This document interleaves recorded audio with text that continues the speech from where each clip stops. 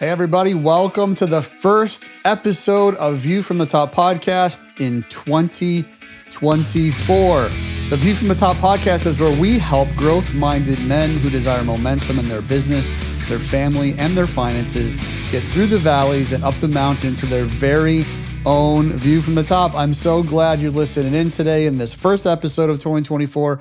My name is Kevin Wally Wallenbeck, and man, we made it to 2024. I hope that you all had a fruitful and effective 2023 in all aspects of your life, and that there are some important lessons that you learned this last year that's going to make 2024 even better than 2023. So we're going to begin the first episode of this year focusing on risk.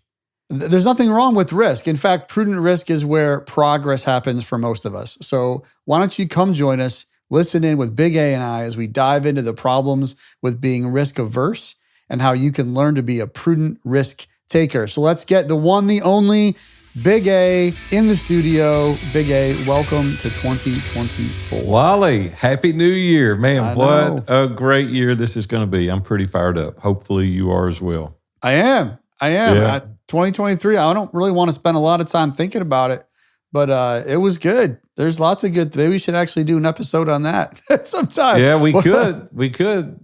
There was some time in there that was a little tough, right? And there was some good times. So I think we get what we look for.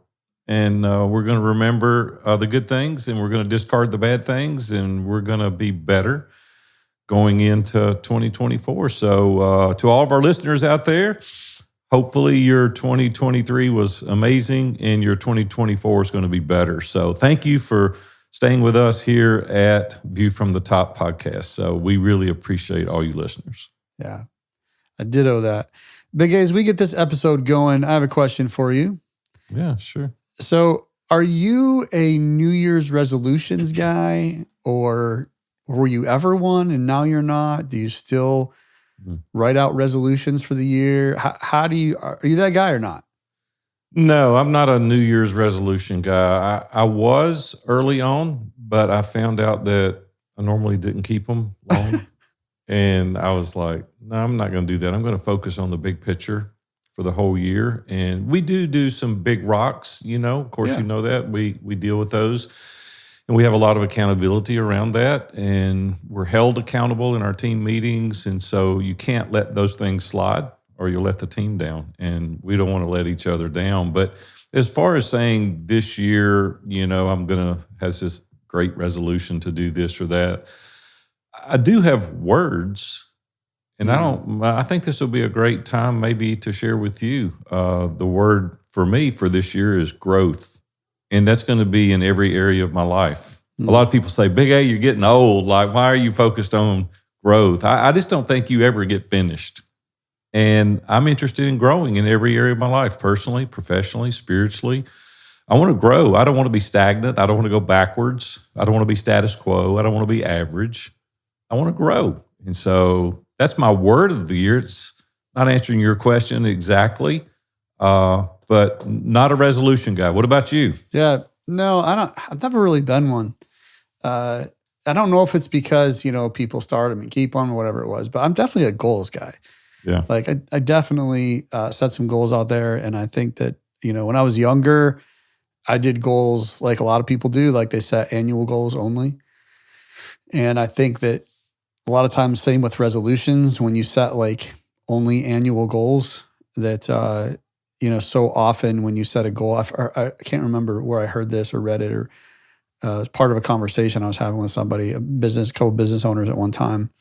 And it was interesting because often what will happen is when you set annual goals for your business, no one really starts paying attention until like Q4. Yeah. Then they're like, uh-oh. Yeah, then they try to make up for it. Yeah. And so your idea that you talked about with Big Rocks, you know, we've used different business systems and frameworks over the years to help us with that. But essentially it's whether it's, you know, business on purpose or 12-week year or EOS or, you know, some combination of those things. I think it's important to have annual goals and aspirational goals, and then break them down by quarter and then break them down by week. And I think that's where I find success for myself. It's not really resolutions. I mean, you could probably twist them that way, but I don't think of them that way. Yeah. for sure. No, You know, I what's just more don't. important is instead of having a resolution is to have a written vision. Mhm. And then you can be held accountable, and it incorporates every area of our life.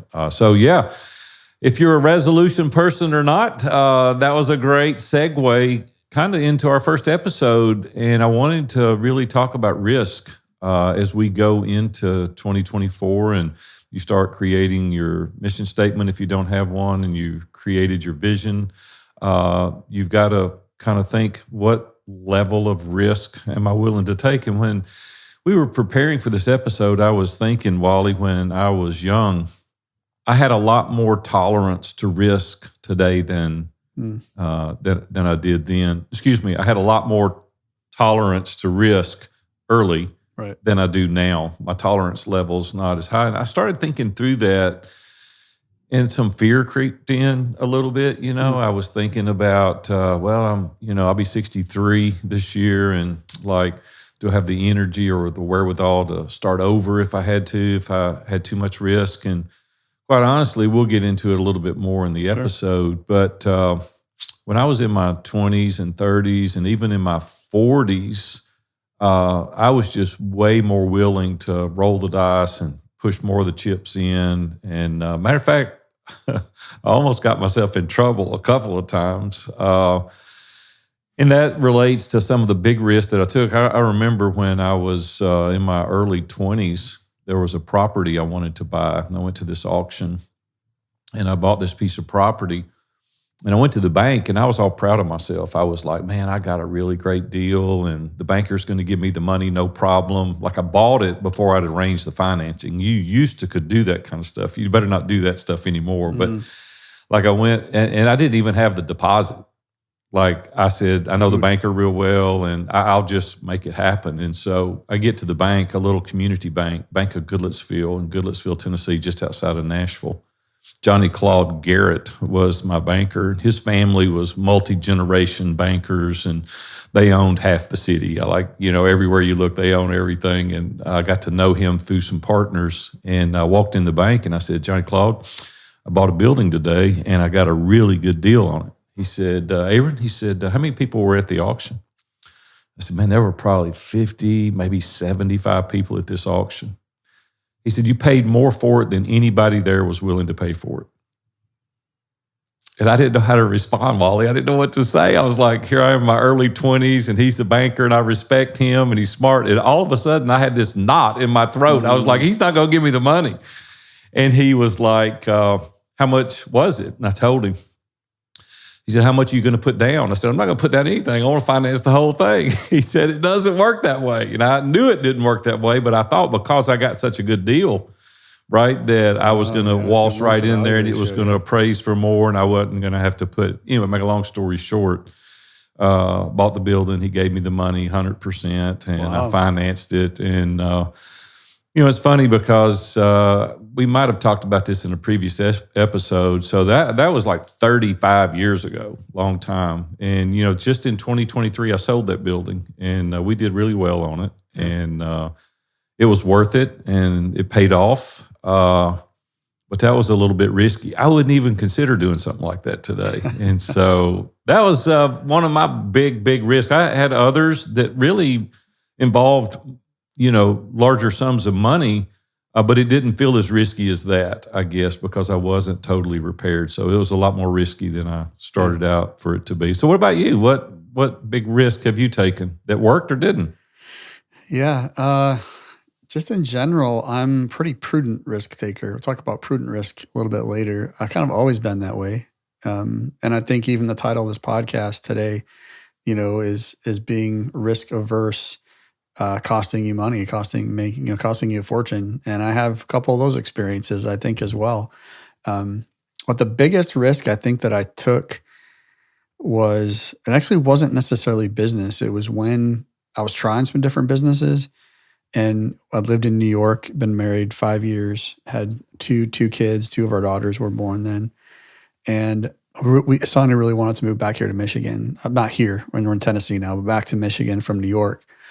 She's from Michigan. And so, we did the whole job search stuff and went out there for a couple of interviews. And I remember sitting in the interview. His name was John Date. He owned a data analysis engineering company. So they put all these sensors on cars, like for Ford, and they set them up on these machines, like 4-post shakers, they called them. So there was a post on each wheel, and they would basically create programs that would bounce the crap out of the cars. And they would test all kinds of things, like shocks and all kinds of stuff. And so they needed an IT manager, internet technology manager. And I walked into that interview scared, and I honestly oversold myself. I did. I oversold myself. And so I got the job. Did it cost you the job? Oh, no, okay. I got it. Yeah. I got it. And I'm like, oh no. I was pretty confident I could figure it out for sure. But man, that was, moving my family out there. I'm taking my family out, and we move all the stuff. We get out there, and, I show up for work, and I got to perform. And so I remember feeling that in my bones. I remember feeling that for sure. But man, I tell you what, though, that was also, it's interesting. You made the comment about one of your biggest risks, and you just sold that building recently and did really well on it. That risk that I took to get that job, it was the turning point for me in what I was able to do later on of building a business, because of all the things that I had to pony up and learn to make that job work well. Did it instill more confidence in you? You said you kind of oversold yourself. Yeah. We may need to do the next episode on integrity, but we'll get to that another day. That's one of those, yeah. It's right there. I definitely, I'm being honest. I was walking the line for sure. Yeah. I don't know if I right out lied. I definitely said I could do some things. I didn't say I had done them, but I said I could do them. Well, that was not a lie, because you did do them. Yeah, I did do them, but I had to learn, man. I like 60, 80 hour weeks sometimes I had to learn, but. That's okay. But do you think that instilled more confidence in your future aspirations? 100%. Yeah. You're like, hey, I did that, and that was tough. I leaned in. And I hope that's what some of the listeners are hearing today is, like, it's scary, right? I mean, it was scary for me to go, and then we opened other businesses and borrowed lots of money and bought other buildings. And it was like, oh my gosh, I hope this works out. Mm-hmm. It makes you work a little bit harder, right? Sometimes there's a healthy side to that kind of pushes you a little bit more. And this was challenging a little bit on what you already knew. It made you, hunker down a little bit, study a little harder. That's good, man. I'm glad it paid off. I think the progress, like, we're going to talk more about this as we get into this, but I really believe that it requires some element of risk, even prudent risk, call it that. I don't care what you call it, but some degree of risk is required to actually make meaningful progress. Well, that's what I was going to ask you. Do you really think that if we're not at some level of risk, we're really not pushing the outer boundaries of what we can accomplish? And do we hold all of our cards so close to the vest that there is no risk? And even for me now, and I know this may not be the appropriate time to say this, but it's our podcast, so I guess we'll say what we want. Is like, some people use dollar amounts. Like, for me, it's more of a percentage. It's like, hey, and I'm making these up on the fly. I'm not saying this is what it is, but like, 75% of my stuff is rock solid and, recurring revenue, and 25% of it, I'm like, okay, I'll either go in the market or do something that I haven't done before, or take a little more risk. Like, do you analyze it that way as well? Or is there a dollar amount for you that you're willing? And what you'll notice, Wally, as you get a little bit older, that percentage will decrease, right? As you get a little bit older, you get your arms around a little bit. You got to be careful, because you can get to a point where you don't take any risk, and where there is no risk, there is no great gain historically. So you got to be mindful of that and careful kind of as we go. It's funny, because when I couldn't afford to take the risk, I'd take a lot more. But now that I can afford the risk, I'm like, I'm in a protection mode a little bit more, because I don't want to start over. Yeah. And so what about you? How do you do that? I feel some of that too, just season of life, and having a big, exit out of a company in 19, and the sale of that, and what that meant financially for our family. I've gone through a season the last few years where I've had to work through a lot of that almost fear of you mentioned the word protecting, you do. And I think it can become unhealthy. And so I finally got to a point, we've worked through a lot of that with, advice, counsel, and just making wise decisions, doing our best to make wise decisions of what we're using to that advantage the kingdom now and for us personally, and then also what that means for the future. So we've definitely worked through a lot of that. I want to go back to something though, just before we got on this, is that we're sitting here at the beginning of 2024, and there's lots of guys listening to this that are like, well, I don't know if I can really take a lot of risk this year. I don't know if, what that would look like. And we're going to talk through a tool that can be useful in helping evaluate some risk. But before we do that, and you introduce that, I think it's really important to recognize, you said this a little bit, and I want to expand on it, is that if you're not taking any risk, if you're just status quo, that's still a risk.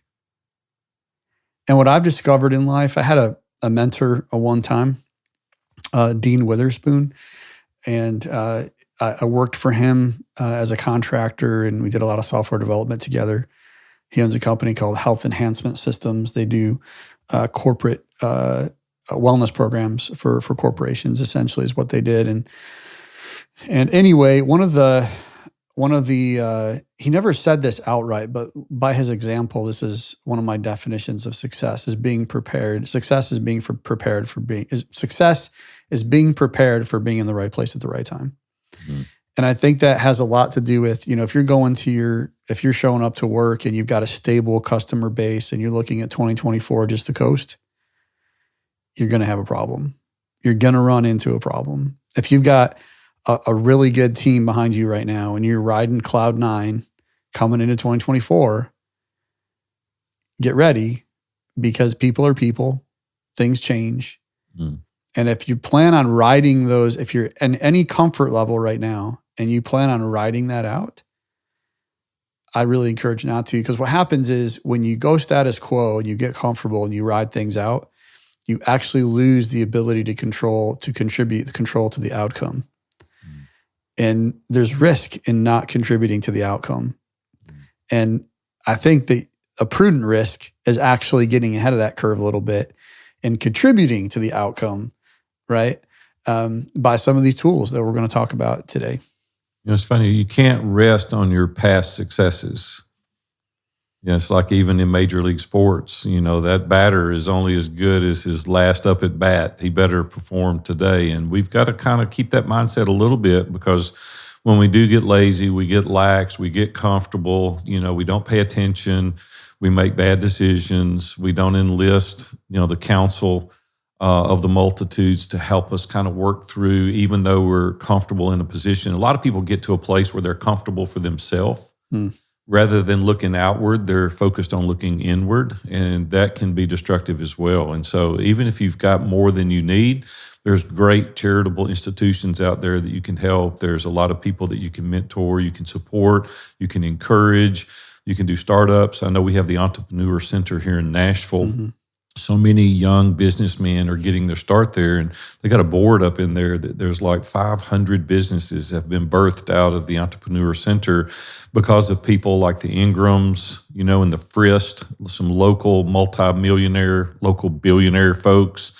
And they've obviously got plenty of money, but they're like pouring back into the community. And you don't have to do it at that level like the Ingrams or the Frist, but you can do it at your level from a percentage standpoint. So just really reorient your thinking and think, he's right. I've got these skills that God's given me, and I can go out and use them, and I can use them to help other ventures and other people. But when we do that, we really have to focus on certain tools, as you mentioned earlier. And we use a tool called the SWOT analysis. Mm-hmm. And it's the strengths, weaknesses, opportunities, and threats. And, we have quarterly live meetups here. Wally, I know you know this. I'm talking to the audience. But we get together and we physically look at those things. We're like, what are our strengths? And we're going to even share some of those with you today. And this method really helps us to understand how these factors can influence our ability to achieve our objectives or some of the goals that we have. So it's a great tool. We're going to talk mostly about business today, but this is the SWOT analysis, SWOT. You can go look at it, look it on Google. You'll find a simple graph chart. It's literally just a 4-quadrant chart with strengths, weaknesses, opportunities, and threats. And it just simply enables you to get something down on paper where you can see it, or digital form where you can see it and your team can see it or your family can see it. I've used this in my family a couple times, my wife and I and our kids, our girls, we were raising them. It's just they didn't necessarily like it because it seemed very business-like, but you could probably change some of the names and make it a little more family-friendly. But the point is it works. It works in any type of a situation for yourself personally. If you're just looking at yourself this year and going, okay, me personally, in those 5 pillars of my life, right? My personal wellness, my spiritual life, my faith, my finances personally. Maybe that's my income. What type of business owner or entrepreneur you are. There's a certain level of income that you desire to achieve. There's professionally where you want to be at, and from personal development standpoint. Relationships, like what relationships you want. So you can easily take this SWOT analysis and apply it to your personal life. You can apply it in your family situation, and you can absolutely apply it where most people do in their business. And what's pretty cool about it is it really helps you to identify any internal or external factors. And those are always either favorable or maybe unfavorable when it comes to helping you achieve your goal. And so when we first started using this, I didn't think of it in light of things that were internal or external. I always thought of everything as internal. It's like I'm in control of it, but there's some things that we're not. And one of the first things that we always discuss in our quarterly meetings are our strengths. And our strengths may be different from your strengths, right? Those that are listening today, is you've just got to put this in context for yourself. Like you can hear some of our examples.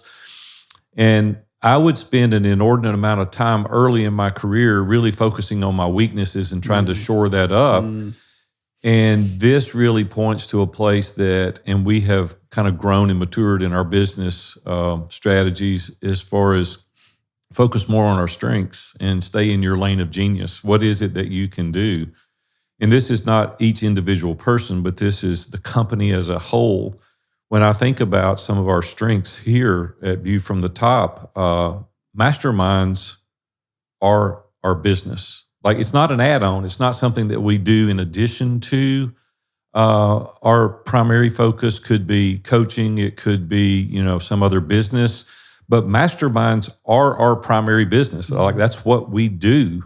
And we've got a team that revolves around promoting, helping, supporting, encouraging the mastermind business. And we spend the vast majority of our time focusing just on the men, just on the masterminds.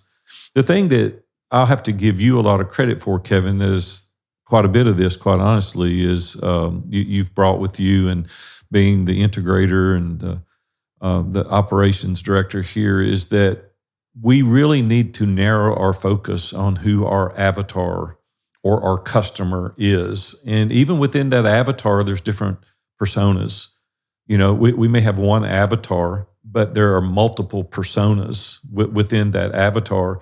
And we, primarily you, Kevin, Wally, spend a lot of time really distilling down to a place that we know exactly the personas in the avatar that we're dealing with. So not in a bad way, but we take great pride in narrowing our focus so that we can help that person the best and the most.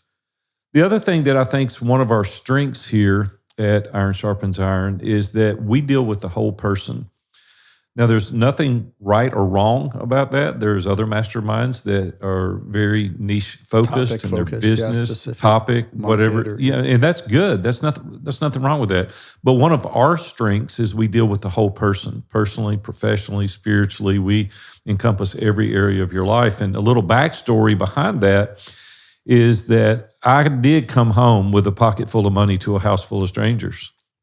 And I'm like, man, I do not want our listeners, our customers, our avatar to experience what I had to go through to work myself out of that, because my focus was so on growing the business that I did it at the expense of my family. And thank God I was able to recover from that and rebuild the relationships and really reorient my focus.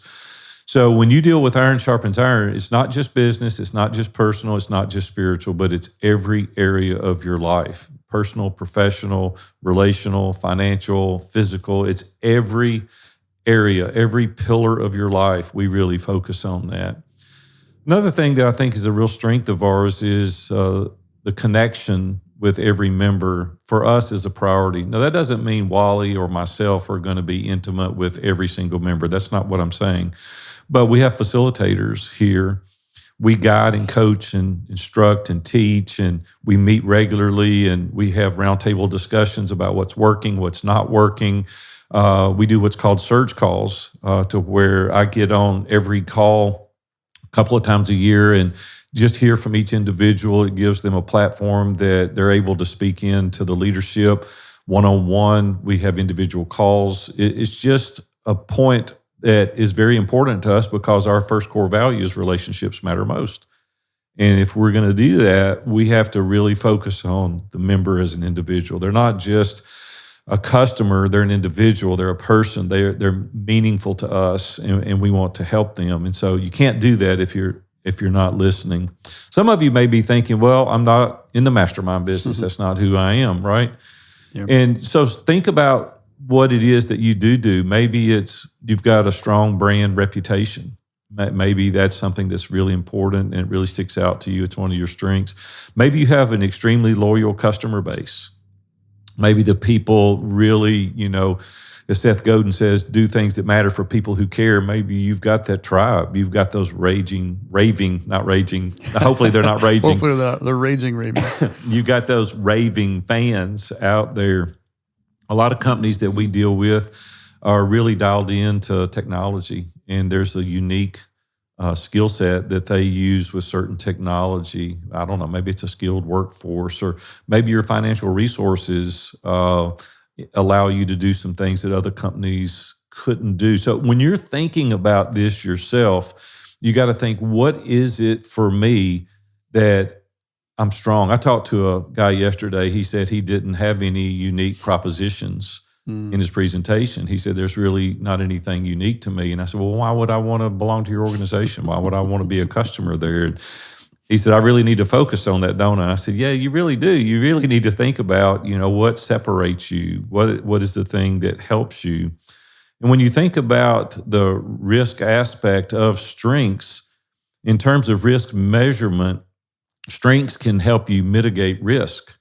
Because if you're really strong and you're confident in that, right? Earlier when you said you got that job, you kind of oversold yourself, but you learned how to do it and it became a strength for you. It's like, because I know you're a person that really dives into the details and you really learn and you can do it well and you've got that. That's a strength for you.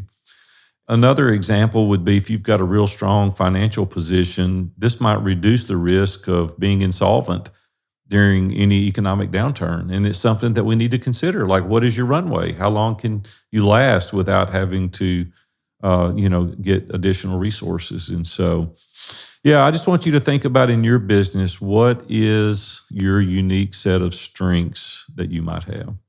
It was interesting. You were talking through some of ours, and I just want to tell a little bit of a story because I think it'll resonate with a number of guys listening. They can easily take this and see how it plays out in their business. But for 3 years, you're reading off our SWOT from this last quarter, which was Q4 of 2023. And we did our first SWOT analysis in July of 2020. It looked a lot different. It's been really fun. So we've kept them all, right? Like historically, we've kept them all. And I get the opportunity, I get to facilitate our quarterly lives where we do our quarterly planning. And I get to go back and look. And I get to look at, it's just crazy. I think this last time we met, actually, maybe it was this summer in our quarter, I brought some up from before. I was like, wow, look how this has changed. And I think these tools like the SWOT, let me give you 2 examples of how this has informed, how these things inform your business. So one is, you mentioned a strength of ours is our avatar, knowing who our customer is. And we're continually like honing in on that closer and closer even. But because we've paid attention to that and really narrowed that in, it's helped us know, okay, when we go to do advertising, where are we advertising? What is the language that we're using? When we go to update our website or send out an email, what's the language we're using, right? How are we trying to, if you listen to this podcast opening, that's our avatar.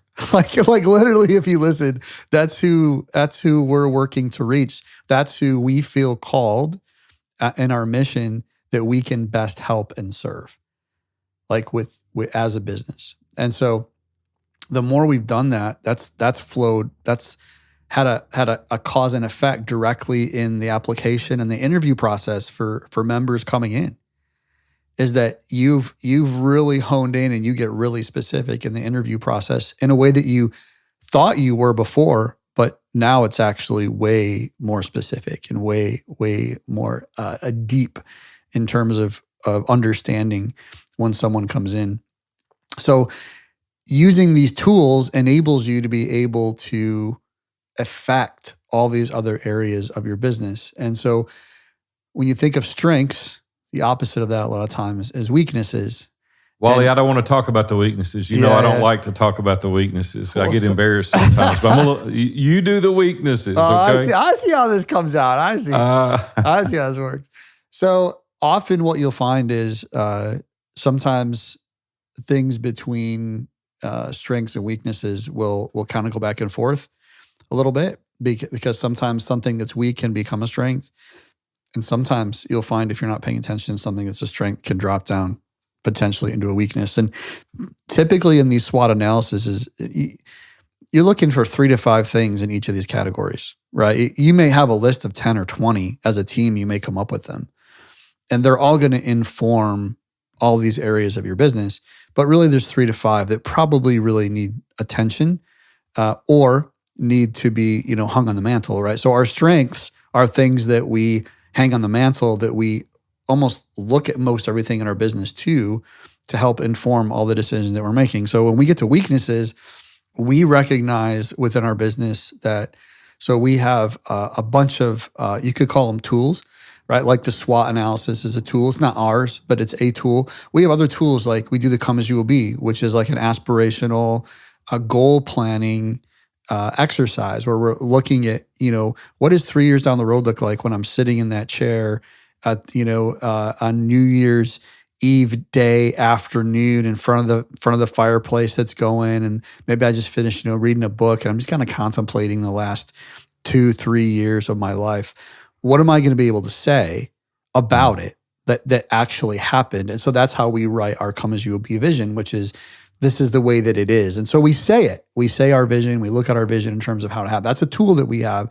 We have a scorecard that breaks down that 3-year vision and looks at it quarterly and helps us individually determine where do I need to put that focus for that quarter. Where am I winning, right? Celebrate some wins, and where do I need to focus in those 5 pillars based on where I want to be and where I'm at.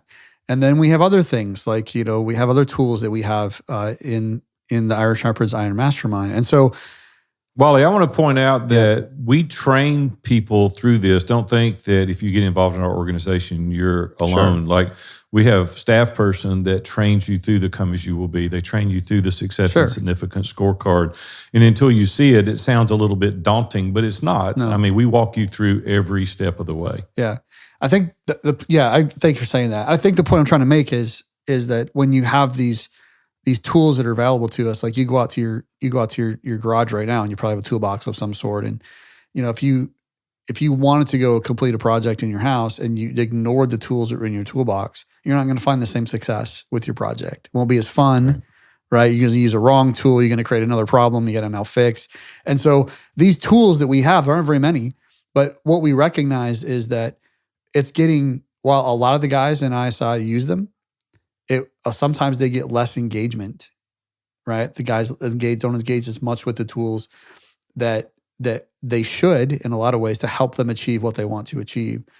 And so we recognize that as a weakness. And so we've been making changes to help support that, of how we can more readily, one of our core values is no excuses. So that helps guide us to say, all right, well, we can take that weakness and say, well, the guys, they're just not doing this. In your business, maybe it's like our customers just aren't doing this thing they're supposed to do, right? And it's like, well, yeah, you can sit there and think and make excuses of why your customers aren't doing it. But the reality is, if that's a weak point in your business, you need to own it and you need to figure out what it is and you need to address it and you need to make some changes intentionally toward solving that challenge and that weakness.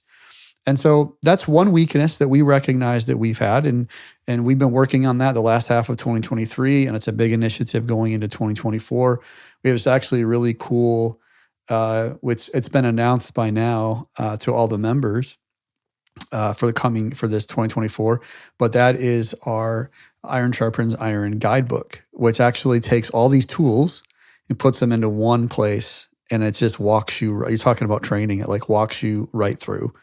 That's awesome. It's pretty cool. Yeah, it's really helpful. Yeah. And it's a way for the guys to engage easily, individually throughout the week and on their weekly calls. And then when they show up for the live events. So that's 1 week. There's a lot. There's only one weakness that we have there. There's a couple other ones I could mention too, but like how much time and energy that we put into that one weakness that we recognize that, man, we can make it better for our customers. And so you have those in your business too. And, some of those things that you have that might be a weakness in your business, it could be things like maybe you talked about money before. It could be inadequate funding. It could be a challenge with your P&L. It could be lack of expertise. Maybe you have very talented people. Maybe there's some areas of your business where you're just like, this is a weakness for us. And if we don't solve the weakness, right, that could potentially become a threat, which we'll talk about in a few minutes. But Wally, look what some of these things, weaknesses.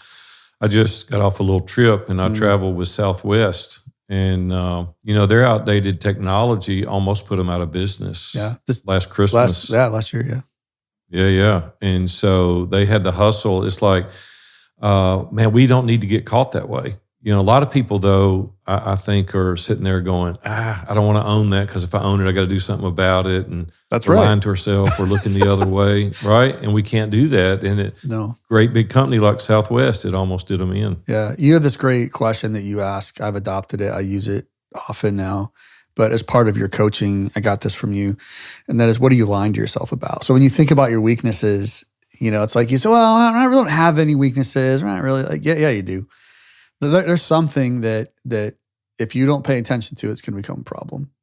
And maybe it already is a problem. And sticking your head in the sand and ignoring it is not the right solution.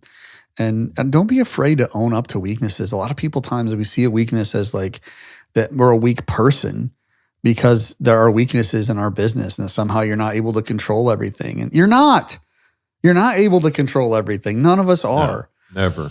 And that's just pride. And, Bible's very clear. Pride comes before a fall. And how many guys have you seen? You've coached guys over the years, of guys in, ISI come through a lot of that. And I've seen a number of guys, outside of my circles that pride got in the way. And wasn't long before they're like, they couldn't admit it. And so then they're causing all kinds of... Now it's twice as hard. Yeah. Now it's twice as hard to deal with, right? So many problems. All right, let's move on to the next one. So we got strengths, weaknesses. Yeah, opportunities. I told you the weakness part I don't like to talk about. And so since we have a co-host situation here, I'm glad that you took that one. What I do love to talk about, though, is opportunities. And when you think about opportunities, that's kind of an external thing. And it's positive in nature, right? It's got positive factors to it. You get excited. Like when Wally first started with us years and years ago, like he would shake his head. Like I would come to a live meeting and I would have 35 different things that we need to do. There were so many. And he had to reel me in and go, hey, there's a list here. We're going to keep a list, but we can't do everything. So, Wally, you really helped me in opportunities, and I don't quit thinking about them. And they're there. There's even more of them. There's a big, I think it's like 8 pages long. Is the master big A list? It's long. Yeah, it's long. But the thing is that we don't have to do all those to be successful, right? We can narrow our focus and really concentrate on a few opportunities out there.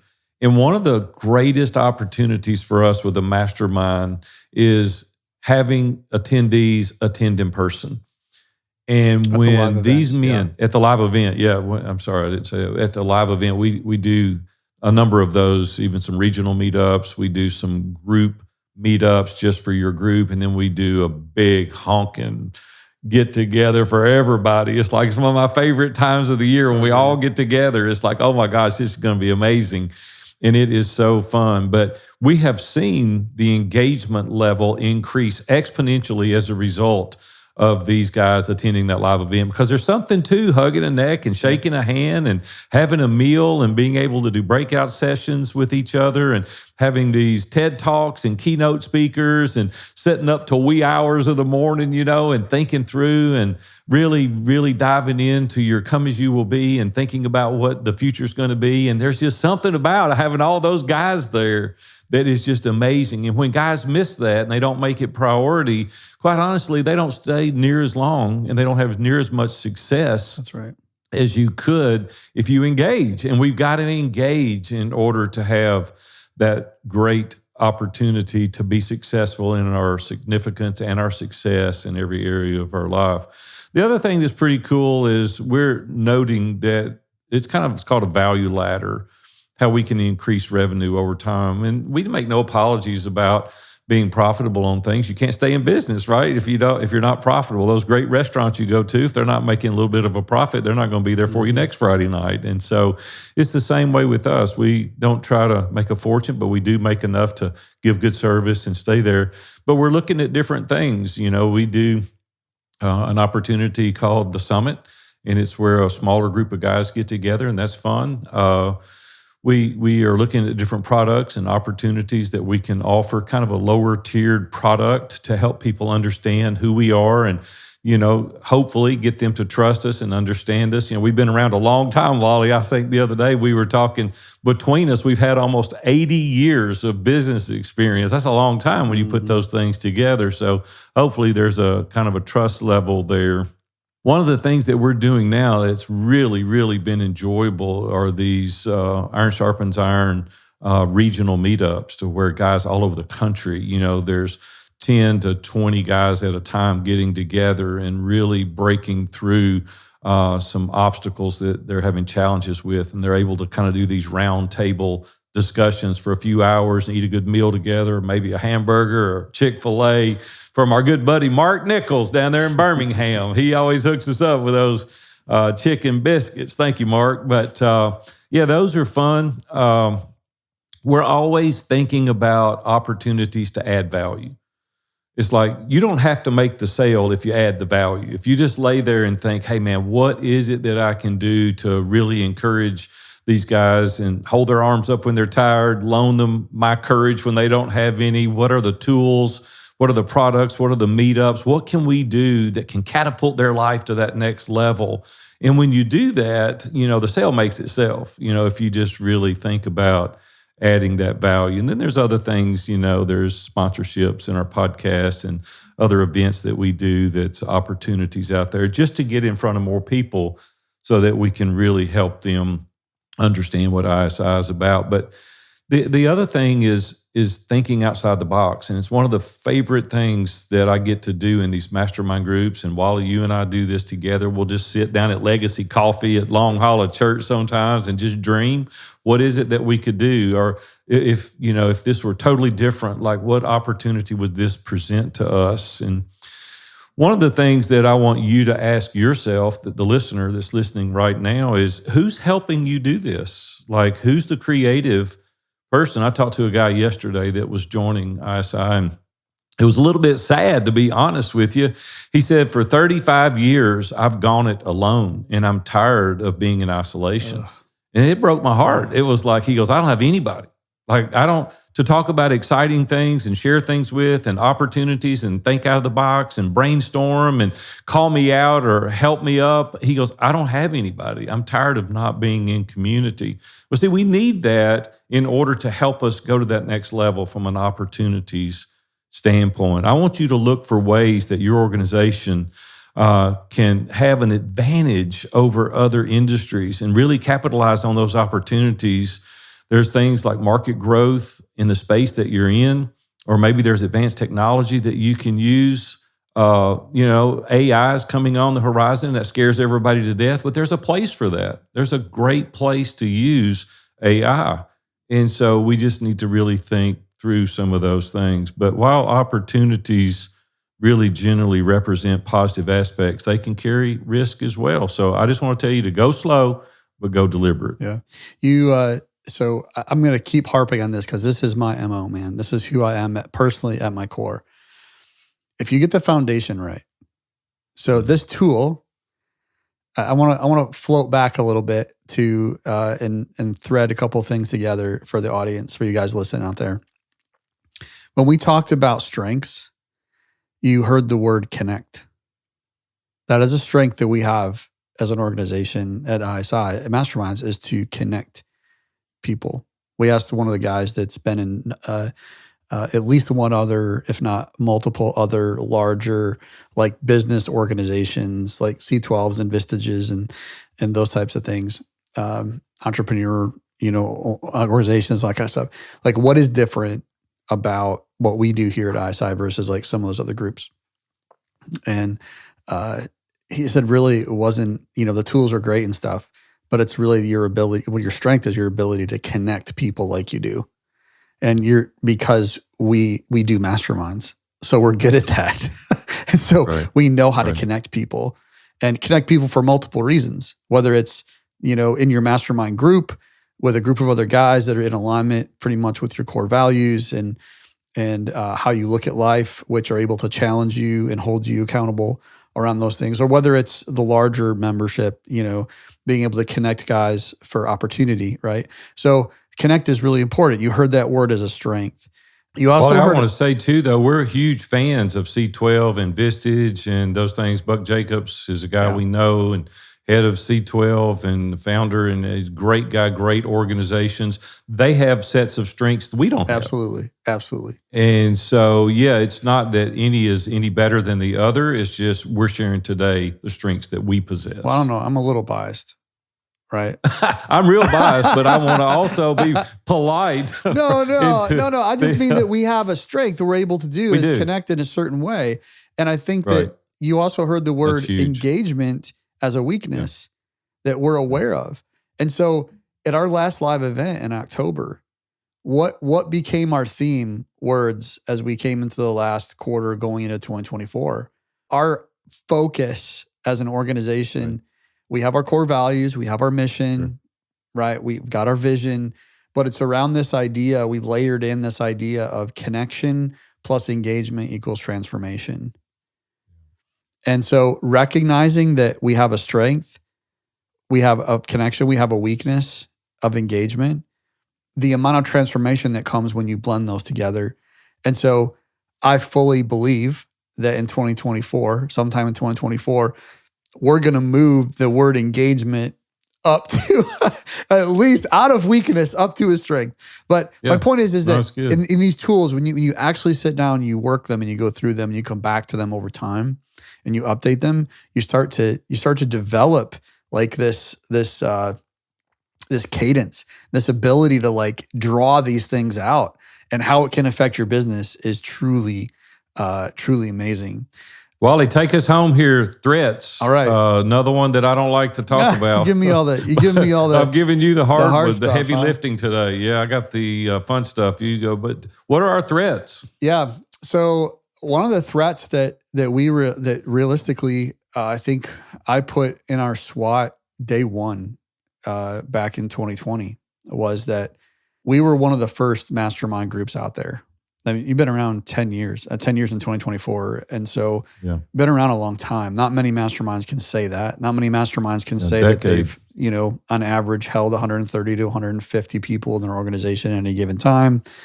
I don't know of anybody who can actually, in a true mastermind format. There's, like you mentioned, C12 Vistage, they have other programs. They do different things. They're not a mastermind. It's different. Right. And so very early on, I was like, man, one of the threats is like, there's going to be more competition coming into the space over the next years. And sure enough, what have we seen? We've seen more competition come into the space. Most of them don't just do masterminds, like you said. Most of them will have some type of coaching, or maybe they have a business that they're focused on in terms of like power washing. And so they'll create masterminds around that power washing. Well, that's not a bad thing. It's a good thing, but it is in the sense of competition. But what helps us knowing that competition is just get really clear in our strength of who we are and who we're able to serve. And we have to communicate and get in front of those folks. There's some other things too that, potentially, could be threats for us. An economic downturn is always one of those challenges in any business, right? That could be a threat. And that's been on our threats list at times, and it's been off our threats list at times. And so just being aware of that, you could look ahead in your business. You may have, maybe a threat is that you're a seasonal business. And you mentioned, cash flow a little bit earlier, and we had a Forge episode where we had a guy come in that in one of the Forge episodes where he was really strapped for cash and ended up having quite a few problems. And so that could be a threat for you if you've got that challenge in your business. So I think, Wally, I want to say something about the economic downturn because you and I have rode through numbers of these, and this is, I think, our 44th year being in business for ourselves. I can't even begin to tell you how many economic downturns we've rode through. Mm-hmm. And I can assure you that if you're risk averse because of the economic downturn, you're never going to quit straddling that fence. You've got to be able to get out there. We still got to do business. We still got to feed our families. We still got to invest. We still got to save for the future. Because of the economic downturn, it doesn't change that. Just learn a different strategy. Learn a different way to go through the economic downturn, not putting it in neutral, not setting all your money aside and doing nothing. All you're going to do is get further behind. It's the person that consistently plays all the time and doesn't get out is the one that's going to win. So don't let an economic downturn dissuade you from making some really good decisions. Oh, that's a good word, man. Good word. So as you think about, we finish up here on threats, and then I'll let you kind of take it home, Big A. I think you're much better off, just like your weaknesses, you're much better off just admitting what your threats are. Sometimes just like weaknesses, when you write a threat down on a piece of paper and you show it to your team, you as the founder, the leader, it can feel real. It can feel real like you're out of control, or the feeling that someone on your team might look at you like, oh my gosh, like we have threats, like what's going on, Mm-hmm. And yeah, I think there's an incorrect place to share those threats. But if you've got a tight leadership team where you've got a few people on your team that can help influence and impact and change those threats over time, you absolutely want it. Don't carry the burden yourself. If you're a business owner and you've got a few people around you in a leadership team, don't carry the burden yourself. Like, have them be part of the journey to work through those threats versus just sticking your head in the sand. Man, Wally, thank you for contributing today. Man, you add so much value when we talk about these tools, and thank you for introducing a lot of this years ago to Iron Sharpens Iron, and what a valuable asset it's been. Hopefully this has been good for you today. I want you to think about prioritizing risk, the SWOT analysis. It helps in prioritizing risk based on how they interact with an organization's strengths and weaknesses. So I want you to think through that as you're thinking through your business. The high priority risk often show up from significant weaknesses combined with severe external threats. And so you got to think, man, is this going to be a threat because it's a weakness of mine? And like we said earlier in the interview, just own that. Just say, hey, don't let it get worse. Like, think through what that is and deal with it. And this SWOT analysis in risk management provides a holistic view of an organization's position. And I don't want you to be caught off guard. So just take a day or so and do a SWOT analysis on your business and see where you need to make progress so that you too can go out there and have that view from the top. Hey, thanks for joining us again on this first episode of 2024. And if you are new here, be sure to look back through the previous episodes that we've done over the past couple of years.